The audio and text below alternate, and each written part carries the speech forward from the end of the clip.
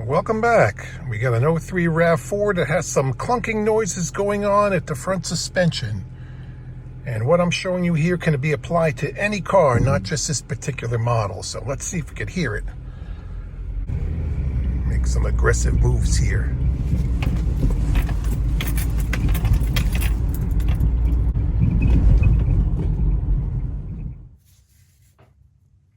We are going to take a close look at our sway bar end links that connect the anti-sway bar to the individual wheels of the car. So when your car is making a sharp turn, it won't lean excessively. And this is what is bad in this one if you listen right now.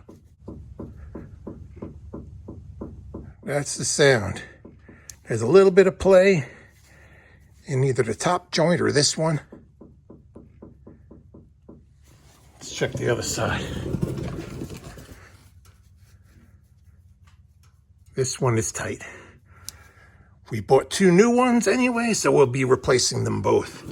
And like I said before, this is in every car on the road. So if you're hearing that type of noise, it's not a ball joint. It's probably your sway bar end link. All right, let's get these undone. In this particular one, we're gonna have to pull the front tires off to get to this nut and the other nut that is up on the top over there. These are held in by 17mm nuts. There's also a little Allen key in the middle to hold it when you're trying to get it off. These could be very difficult to get apart if they are rusty. So hopefully these aren't that bad. We will find out shortly. Top one came off easy. This one's kind of difficult because you really can't get a socket in there. Now I got to fit an Allen key in the other side there to hold it. Is it loosening?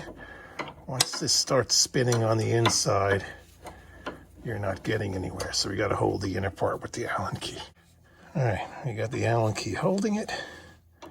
I actually changed these when we first got this car, and that was a long time ago. So I put anti-seize on all this stuff, so that's why it's coming apart easy. If you have difficulty, you can get in here with a pair of vice grips and kind of hold the inside to work this off if you can't get an Allen key in there to hold it. Put some type of anti-seize compound or even grease on here to make it easier the next time you have to do it. Or for the next guy. Be kind to the next guy. I always like to do that. All right, I'm gonna put this back in. I am actually reusing the old nuts because I did not like the nuts that came with the new ones. They had a weird shoulder on them, whatever. So the old hardware is still good in our case, and we're going to reuse it.